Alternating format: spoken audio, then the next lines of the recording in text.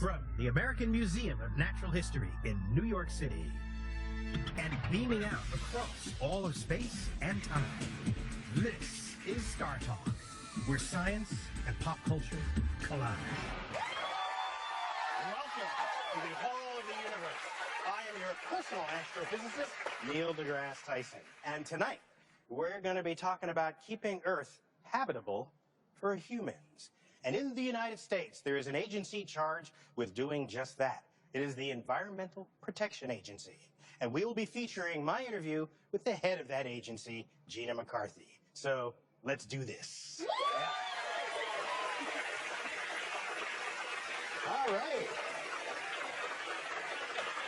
As you know, I never do this alone. I always need some help. And so tonight we have back as StarTalk comedian, Maeve Higgins. Yay. Maeve, welcome back. Thank you. Thank you.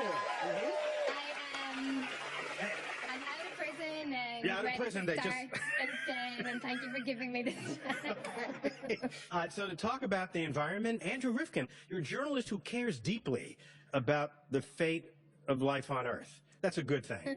And so you write a blog for the New York Times? And so you've been writing for the Times for how long? This is my 20th year writing for the New York Times. 20 years. And yeah. so let me ask you, you've been following the environment and our relationship to it. Yeah. Is there any hope for us? Let me start with that. Is there hope? Well, yes. And what do you base that hope on? Because recent research among, I guess, is it anthropologists and especially geologists, want to describe a new geologic era called the Anthropocene. And that just means the age of humans, right? Right. Well, the Holocene was this. Since the last ice age, we've been in an epoch called the Holocene, and scientists have proposed we have entered a geological age of our own making, which is what's the new thing. That's kind of cool, though. What's wrong with that? Yeah. Well, cyanobacteria did this a couple of billion years ago. They totally did. They oxygenated the atmosphere, but they didn't know it. See, that's the thing. We kind of. Wait, let's back up. So before we had oxygen in the atmosphere, we had these cyanobacteria that dined upon whatever was the gases in the air and excreted oxygen, enabling subsequent creatures to thrive on that. So you can argue that they were the most disruptive creature ever to live on the face of the Earth. Correct. Okay. So did we name that geologic period after them? No. So I answered for you. No. Yeah. But they didn't have why go up and all blame humans now? Well, that's one of the debates about this is aren't we being rather anthropocentric? I don't mind an era or an epoch, whatever is the unit, to be named after us. Right. But my feeling is that you want to call it that because we're doing bad things. I actually think there's a decent chance we can navigate the century and come out the other end, those who are around at the other end, saying we did the best we could, and that, there'll be losses. Look at the losses that have already happened. 80% of the tunas and sharks that were in the ocean 50 years ago are gone. But there's plenty, you can rebuild stocks of fish. The atmosphere is profoundly changed. We're going to have centuries of climate change, but we can modulate that and do what we can to thrive. All right, so engage is my thing. Okay, so you want to fix the Earth? No, I want to fix us. Okay, well, sure, we're part of Earth. Yeah. Okay, because that's, of course, the EPA is trying to do that. Yeah. And they're trying to do that, like, starting in the United States. And so in my interview with Gina McCarthy, I wanted to find out how she began in this. And how did she go from here to there, from her childhood to being the head of the agency that's charged with watching out for our own health and well-being on this planet. Let's check out what she says. I grew up in the 60s. I know I look like that's not the case, but it is. I grew up, and when I was a kid, I was outside all the time. Love the outdoors. To me, an ecosystem is what I looked at when I grabbed a log and I picked it up, and you saw all the creepy critters underneath, and you realized how vibrant life was. So your heart and mind were already there as a kid. They are, and I will be very honest with you. I think one of the biggest threats to the environment is that kids don't go out and play anymore. Yeah, I didn't really. Yeah. It's really tough to get them to understand. If you don't have strong science education in your schools, it's really tough to get people engaged and excited about environmental work. But I was outside so often that it became really a part of me. But I remember I grew up in New York City, and like the rivers were not. I mean, that was not pleasant. Stuff floating up in the rivers. How are the waterways of Boston? Oh, they're much better, but not when I was a kid. Well, when you were a kid, how were they? Well, we went to the city of Lawrence, which is the heart of the Industrial Revolution. And it used to run green one day, yellow one day, blue one day. We used to take a bet on which one it would be the day we were going by. What color? Because that's where the textile industry was, and it depended on whether they were doing yellow or blue or red textiles that day, and that's what the color the river ran. You could see the air pollution in Los Angeles, right? It was a blanket, a shroud over that city. So it was pretty amazing. The early years for the environment, for me, it was pretty startling to see how badly we had already mistreated it. So she made a comment that more people should go out and play. Then they might embrace the environment. Now, I went out and play, I was in the street. So to me, the environment was cars and trees. So she must mean go out to nature. So do you agree that this is what this would solve all the problems?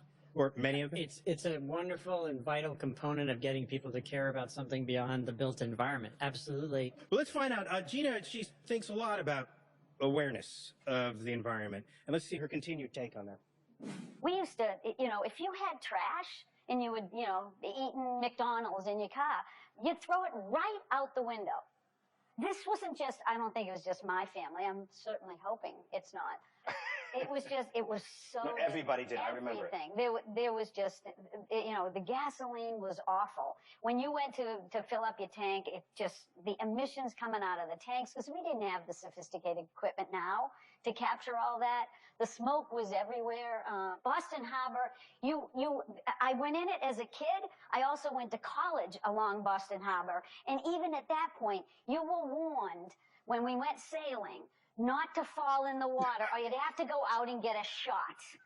You couldn't swim in the Charles River.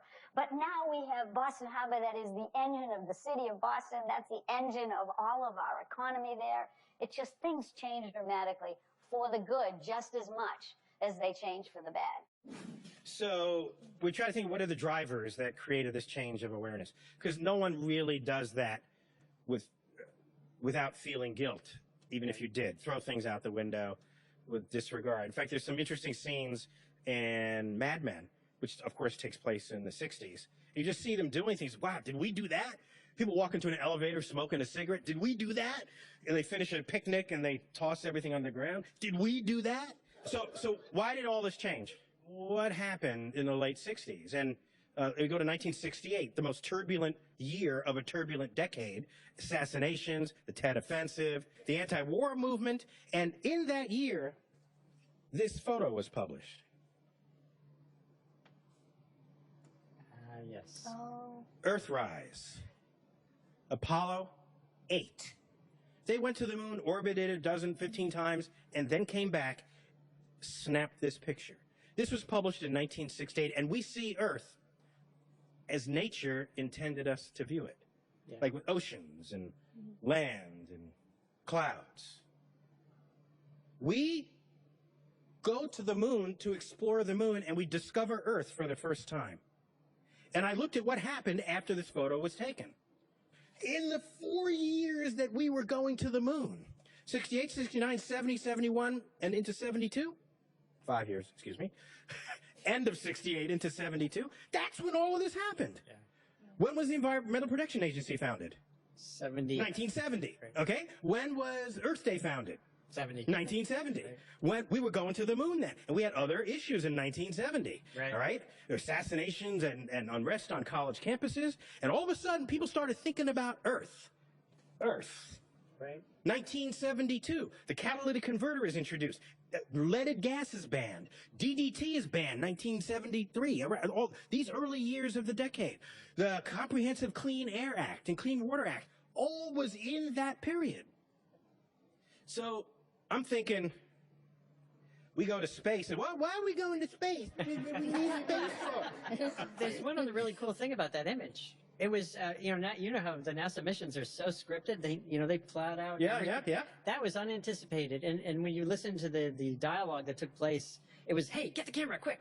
No one had actually said, hey, we're going to come around the backside of the moon and see the Earth. They didn't even think that. And I love the idea that appreciation, the narrative power of that actually was more important than the mission part of it. Well, when StarTalk returns, we're going to find out what kind of new gadgets the EPA is invoking to help us all monitor our environment better on StarTalk.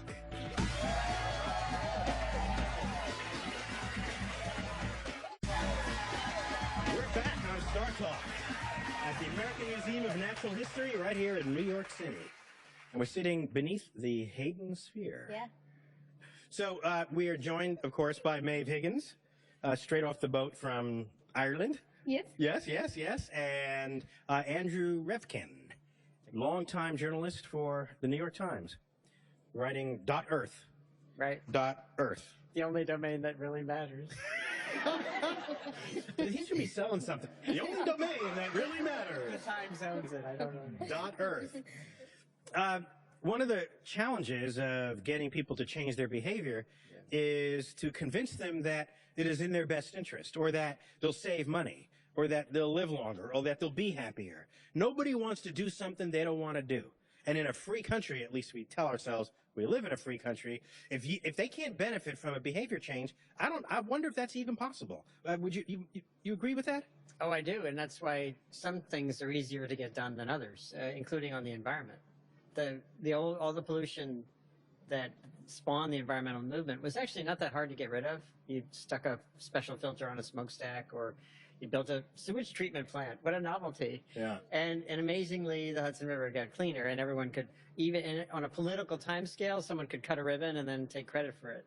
And with something like global warming, slowing biodiversity loss, you're talking about things that don't have those, the reward factor isn't there. And some of the times it can be really expensive. You know, getting off of carbon is not going to be cheap. So I asked Gina McCarthy, what plan does the EPA have to get people on board? Because without incentives, without people being better off for having done so, I wonder if it's even possible. Let's get her take on it. I think EPA started out in a pretty reactive mode where people were doing what they were doing, and we were trying to catch up and make sure it did things well. Now we have, I think, an opportunity to use data to actually get people much more engaged and thinking about how they interact with the environment and thinking about their behaviors themselves. I'll give you a really quick example. You know that little blue Energy Star label you see on appliances? Oh, yeah. On washing machines and dishwashers, and I mean, it's all over the place. People love it, they recognize it, because we tell them how efficient that product is, and they start buying more efficient products because it saves them money. They base decisions on that They information. do. And guess what happens? Businesses start basing their decisions on the basis of that information, because if you want people to buy your product, you make it more efficient. Those are actually, that's an EPA program, because EPA was trying to reduce greenhouse gases. I didn't say you had to suffer by buying a really lousy piece of equipment because I'm regulating that piece of equipment. I said, let's drive the market to recognize that efficiency is good. It saves people money. Businesses who drive towards efficiency will do better. And as a result, the greenhouse gases will be reduced. So it's both changing the impact that human beings have on the environment and recognizing that environment is changing, as well as getting tools to be able to continue to have people live the way they want to live. So it looks like they've thought this through in ways that they can change behavior. Well, there's tons of opportunities. Without creating a law that requires you to change your behavior. That's brilliant. And one other really neat thing is there's a lot of science that shows you that people who can be completely divided over what we call global warming are totally in sync on energy efficiency and on actually investing more in renewable energy. There are liberals and libertarians who agree on that. There's no red-blue states and Yale did some studies along those lines. So we're all purple with regard to this issue. Sort of.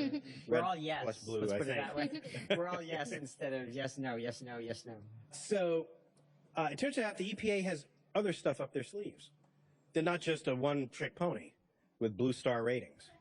Let's find out what's next with the EPA. One of the cool things we're doing right now is our scientists actually designed a park bench that we're dropping off in a bunch of cities. And this park bench has an air monitor on it that is solar powered, so that you can pick up particulate matter and ozone standards just hanging around right? In every location where you drop it. And people love this because you can localize it. You can make it personal. You can figure out not just what the ambient air quality is that EPA puts out that takes care of large counties, and you can personalize it and figure out what the air quality is in your park, in your community, so that they can take what we do and then work with their own community to keep it safer. So the park bench is a secret laboratory. It's not so secret, but it is a laboratory. Actually, people think it's really cool. So it's not secret. But Okay, so I worry, from a quantum mechanical point of view, I worry that here's this laboratory you set up disguised as a park bench. Yes. And now people sit on the park bench and eat their hamburgers and spill things on it. Doesn't that contaminate the data? Actually, the air monitor is a little bit higher up. A little bit higher up. I don't tell you how to do your job. I'm just saying gaseous effluences could influence the data.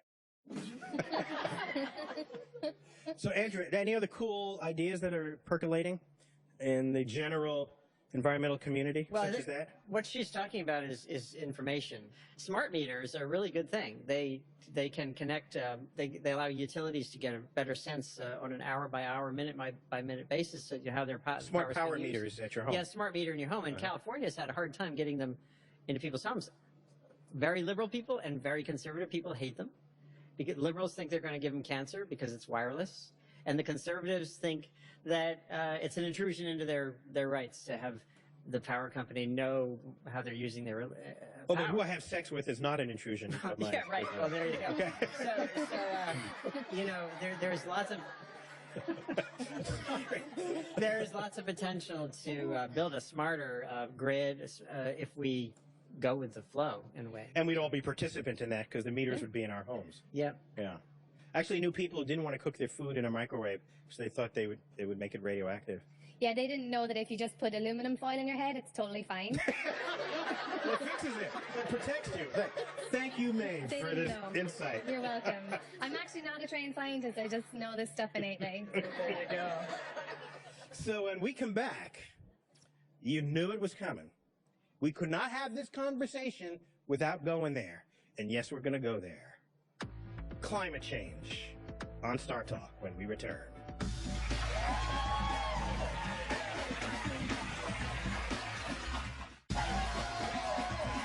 StarTalk is back. The American Museum of Natural History. I'm Neil deGrasse Tyson. Maeve, always good to have you back. Andrew, first time we've met this evening. Great to have you on the show. Great to be here. You've been writing about in the environment your whole life. Most of it. Most of your whole life. Yep. Yes. And in there, you got to talk about climate and what impact humans are having on climate. Now, if my records are correct here, 2014 was the warmest year on record since 1880. Correct. So we've got these other data, 97% of climate scientists agree.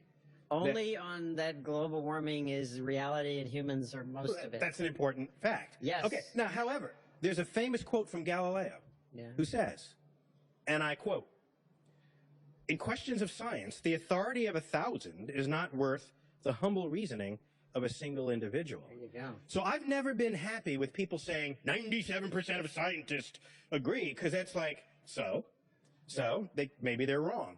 What they should be saying, in my IMHO, in my humble opinion, is that the overwhelming consensus of experiments give these results. It's the experiments the results of experiments that matter here. This is a tough one, though, because we're not we're running only one experiment. in one atmosphere. Observations and experiments. That's what people report on. That's what we should be looking at. Yeah. In fact, we have data on the CO2 levels over time. Let's check it out. Yeah, there you go. Yeah. So this Something's happening here. 650,000 years Right. of of CO2 levels in the atmosphere, and you see larger scale variations in it, and then you see what's been happening recently. Right. So this seems kind of convincing to me. And we know that CO2 is a greenhouse gas, meaning that it's one of these gases that's opaque to infrared radiation. Yes. So you know the planet will get warmer with more of that gas in the atmosphere. Yeah, Absolutely. so people just, I don't want to know this. I don't want to believe it's true. I have interests that are not satisfied by believing that we should do something about this? We have data, we have evidence, and they don't want to agree. And that's a mystery to me. So to get to the bottom of this, we've got Naomi Oreskes on video call from Harvard to give us some insight into what the hell is going on out here. Naomi, are you live with us? I am, yes. Oh, there you go. Thanks for being on video call with us. Oh, thank you. Yeah. I'm trying to be. So what's up with the deniers? What's going on? We just looked at a graph of CO2 levels that have been going up. Where is the disconnect? You've studied this. Well, yeah, that's the question that I asked myself about 10, 11, 12 years ago, and it was exactly what you just said. We have all this evidence, we have all this data, and many of the most prominent deniers were actually scientists themselves. So it wasn't plausible to think that they didn't understand the science. There had to be something else going on.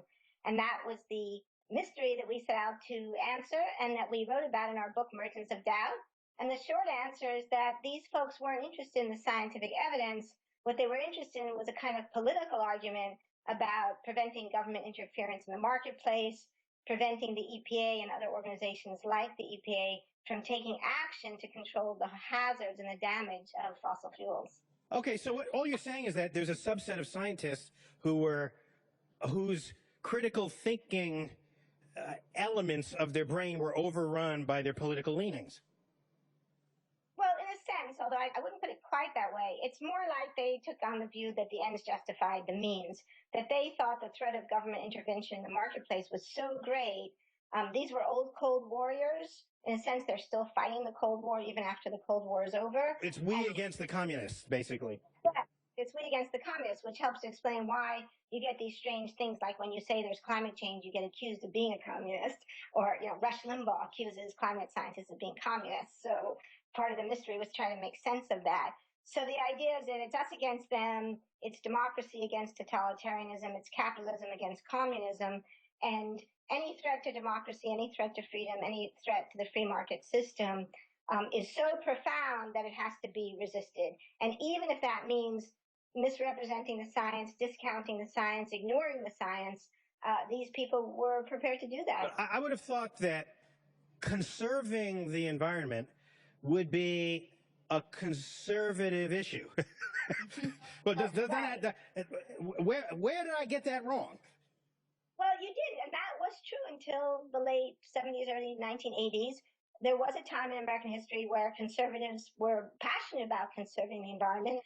But after the Nixon administration, the Republican Party took this very strong shift to the right under Ronald Reagan and started to really turn against the whole notion of regulation and turn against the notion of environmental regulation as one aspect of being hostile to regulation in general. And Ronald Reagan began to spread the message that government was the problem, not the solution, that we needed to get government off our backs, and especially that we needed to get government out of the private sector to let the market do its magic. Even if the government has your long-term interest as its highest priority. Well, Ronald Reagan didn't believe that. He thought that the government, that was the government might say that, but in the end, that wouldn't be what would happen. And so the entire Republican Party really shifted in a very, very dramatic way from where it had been only 10 or 12 years before. And that put them on a collision course with science. I don't think Ronald Reagan set out to disrespect science, but the net result was that the political positions they took were incompatible with accepting what the scientific evidence was telling us about issues like acid rain, the ozone hole, and global warming. Okay. All right, well, Naomi, thanks for joining us on StarTalk. Thank you very much. Pleasure. Thank you.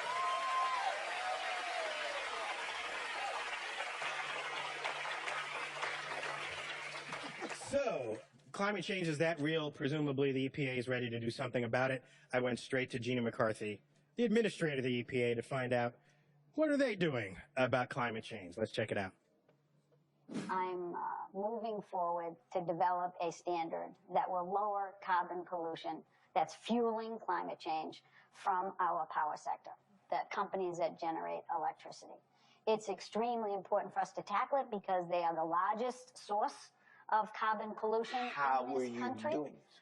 We're doing it by developing a rule. We put out a proposal. It's called our Clean Power Plan. And basically, it's an effort for the federal government to look at the science, for EPA to look at the science, and to say what kind of standards we can achieve over the long term, to send a signal to the energy world that we need to be shifting towards a low-carbon future.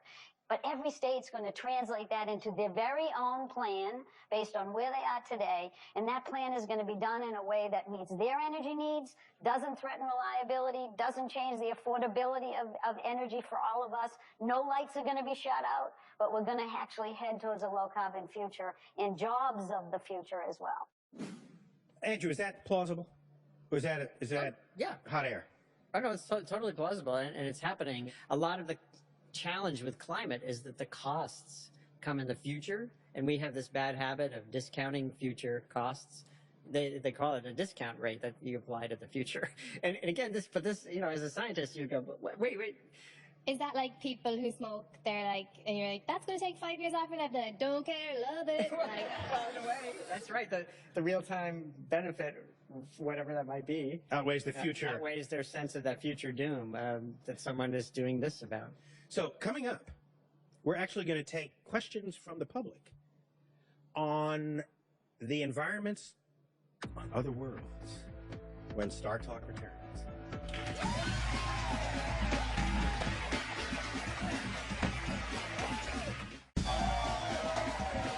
We're back on StarTalk. So you know what time it is? It's time for the Cosmic Queries part of StarTalk. Maeve, do you have questions for me from our fan base, from Twitter, from Facebook? Yeah. Okay. Okay. This one is from Ben Ariala in Sacramento, also California. Considering Earth's current climate change and our dependence on fossil fuels, what would you say it would take for the planet to reach a runaway greenhouse scenario like the one that left Venus the way it is now?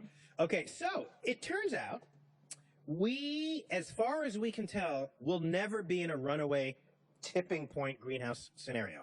Yeah. Because all the carbon that is now underground was once above the Earth's surface. So if we burned every bit of carbon fossil fuel that's down there, we will recreate the atmosphere somewhere around when the dinosaurs were hanging out. And in a period of when we had the dinosaurs, there were no polar ice caps. Water levels were really high, and the world was very different.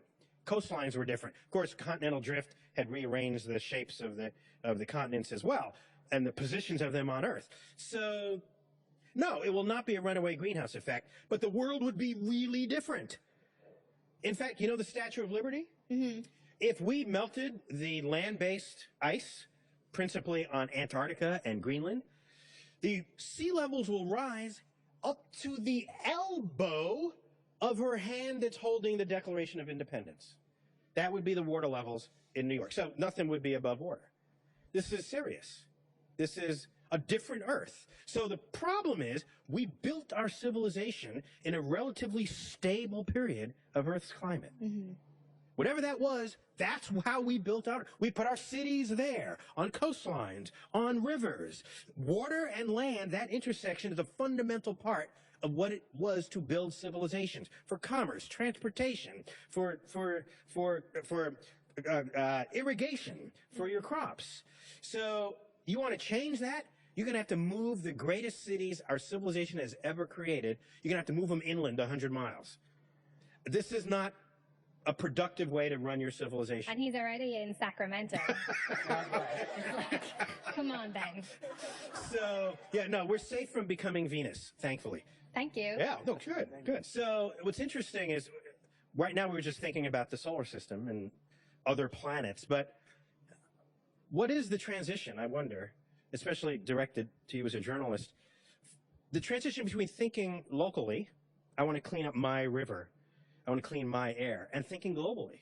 Yeah. I had to check in with Gina Carthy to find out what's their take on how we're doing in the transition from thinking locally to thinking globally. Let's check it out. As Carl Sagan famously said, pollutants don't carry passports. Yeah. Air will go everywhere. Water goes everywhere. So do you have any sense of when people first started thinking globally? I'm not sure a lot of people have. You know, I think you may be a little bit, in this regard, a little more positive. They think about it. I think we're getting there. I think air quality is where that became much more apparent because everybody thinks of water locally. We still are challenged to figure out how to get our arms around that. Air quality changed everything, I think. But it's still very challenging. And in a problem like climate, if you don't think of it globally, you know, if you don't act locally and think globally, you're going to be in trouble. So we've been using that motto since the 60s. Great motto. But I'm not sure it comes to roost until people understand that they individually have impacts that collectively we need to resolve. Andrew, who's doing best in the world thinking globally? What country? You can say I don't know. I guess Scandinavia. Which? Scandinavia? Like maybe Norway? Well, yes, but Norway exports an awful lot of oil.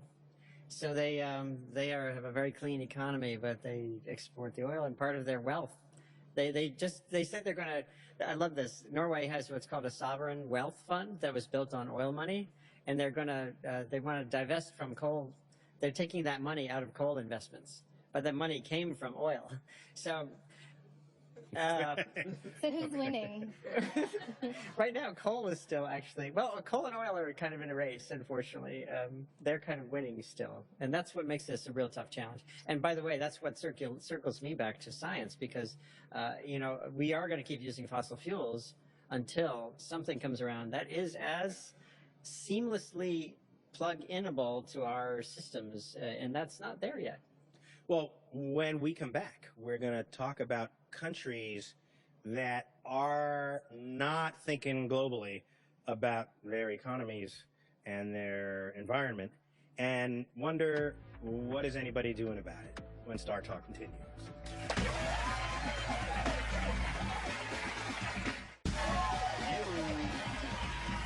StarTalk from the Coleman Hall of the Universe here at New York City. Maeve. Yes. Love having you. Thank you. Andrew.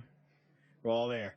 Andrew, there are countries leading the world in polluting the air and water. Who's at the top of that list? China leaped past us a few years ago to become, for carbon dioxide, the main greenhouse gas. They're the dominant source. We're not number one in that anymore? No, we're not. And, but they're also, by the way, they're also tops. We got to try harder. Yeah, they're trying. They know that this their coal use is unsustainable, and domestically they realize it's unsustainable. They actually couldn't import it and mine it fast enough to keep up with the rate at which they were electrifying. So what are the solutions? Well, among other things, they're really committed to using their coal more carefully, meaning burning it more efficiently, getting rid of the dirtiest, most inefficient power plants, and they're expanding wind capacity, solar capacity as fast as they can. Okay, so they're the worst pollutants, but they're self-aware. But they're also aware of markets. They're building solar panels faster, more, cheaper than anyone else. So they could be leading the world, and they're to corner the market in the stuff that'll keep the world clean while they're making the world dirty. In fact, the availability of those cheap panels is partially what's facilitated a booming industry here in installing those panels. So it's become but affordable also here. Killing whatever industry that was nascent here. Well, you know, this is the world economy. You balance trade issues with getting the right technology out there. You know, it becomes interesting in a hurry. Well, in my interview with the head of the EPA, Gina Carthy, I had to ask her, you know, environment is not just the United States. Are they thinking about the rest of the world? I had to go there and find out what she says. Check it out. China has some difficult air quality problems in their cities. One of the things that brought that to the fore was in Beijing, we put an air monitor in the U.S. Embassy, and we started tweeting out what those levels said to our own staff because they were concerned about their own kids being out in an area where the air quality was so bad. That started getting picked up by the people who live in Beijing. And the people who live in Beijing looked at what the federal government was telling them, the central government, and realized that our data didn't look like that. As a result, now you have China recognizing that problem where their U.S. technology is there monitoring in a good system, and things change. Oh, I'd say China was delighted with that. Give it up for the power of the tweet. Yeah. And so, are there any examples of pollution's crossing. There was an estimate that a third of the smog in California was Chinese pollution. A third? Yeah. And I'm quite sure of that number. I'd have to, look it up on it. But convert it to Fahrenheit. And what do you...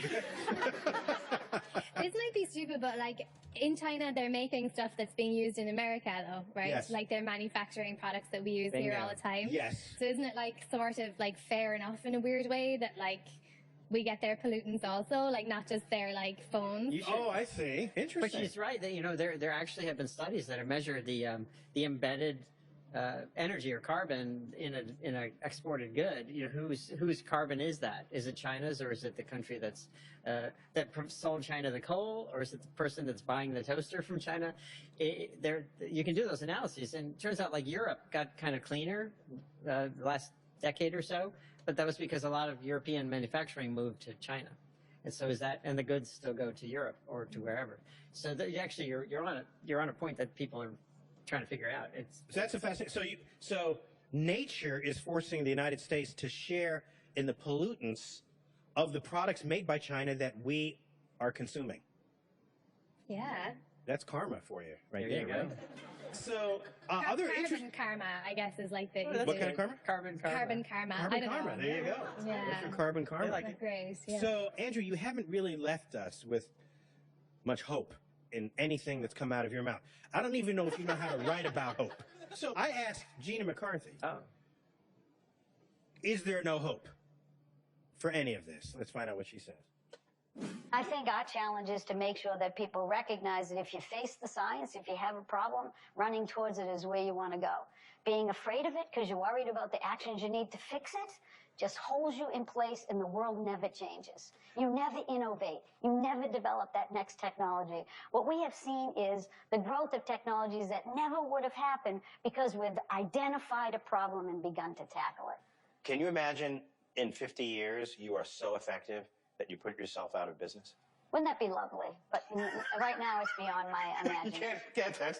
That's too much of a fantasy. It really is, but no, you can just fix all the problems. But life changes, right? Everything changes. And you know as well as I that the more you learn, the more you see.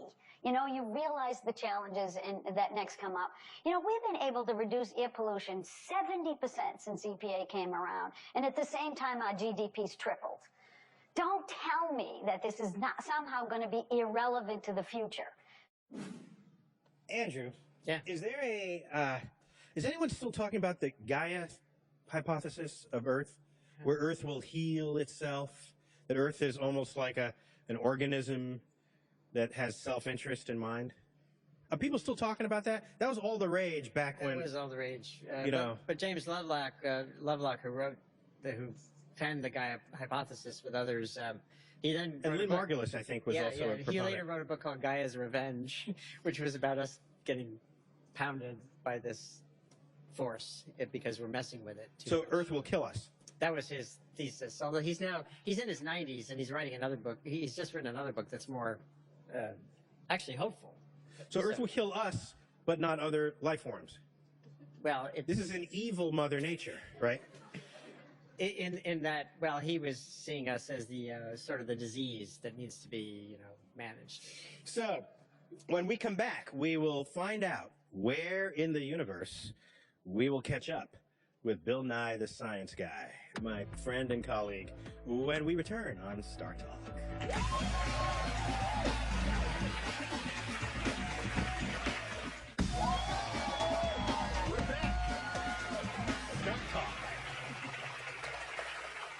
We've been talking about climate, we've been talking about the environment, and right now it's time to check in on my good friend Bill Nye the Science Guy, former resident of California. He lives in New York City now. We got him. And we got him. And I never know where he is, and I don't even see these until like right now.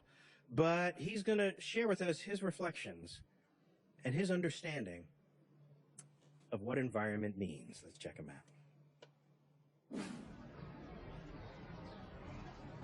The birds, the bees, the butterflies, and the trees, they're all from the earth, and so are we. We are all earth stuff. And today is beautiful. Today is a walk in the park. Well, it is a park. And it's right here in the city. Half the people in the world now live in cities. And so many of us think of cities as being separate from nature. But how can it be? Nature built us, and we built all of this. It's our home. But it's also our house. Here's what I mean. If you have a house, you can't just call the landlord and complain if something goes wrong with the lighting or the plumbing. You have got to get it fixed. Now, everyone you'll ever meet is from the earth. The earth is our home, but it's also our house.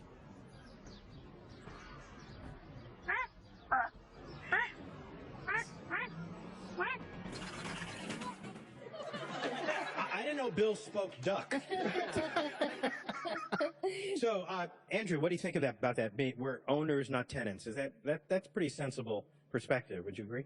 Yeah, there's, way back in college, I remember a professor of comparative literature told me that in Italian, you don't own property, you hold property. I mean, I'm not from Italy, and he said historically it was holding. And I think that's actually a valuable way to think about it as well. I actually have a bias in terms of what kind of pollution I care most about. And I brought that up with Gina Carthy. Let's check it out. You've had initiatives about trying to get people outside to explore nature. And to me, part of exploring nature is looking up. Without light pollution, we have a relationship with the night sky. And with it, you don't even know it's there. I did do an initiative in Connecticut called No Child Left Inside. It was just an effort to connect kids with the outside world and families. So we did a lot of running around in parks, but one other thing we did was bring them out to the night sky. Oh, you did have, you have telescopes. We did have telescopes. Okay, so you're in the club.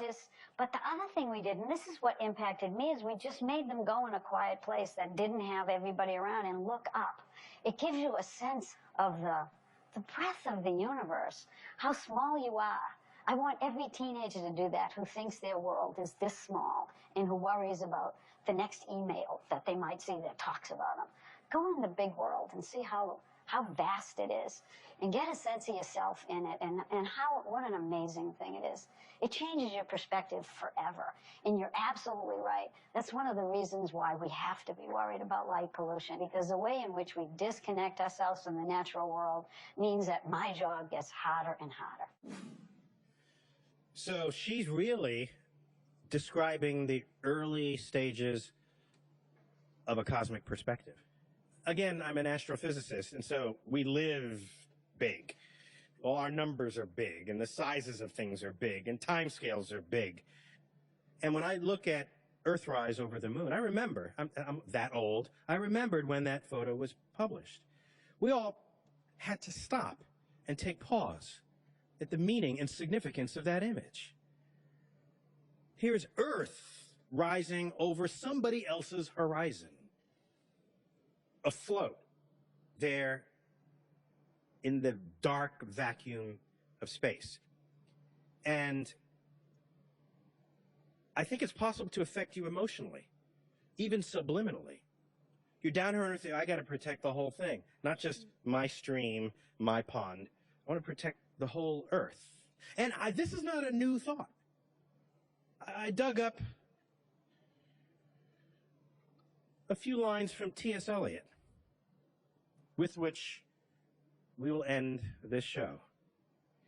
We shall not cease from exploration. And the end of all of our exploring will be to arrive where we started and to know the place for the first time.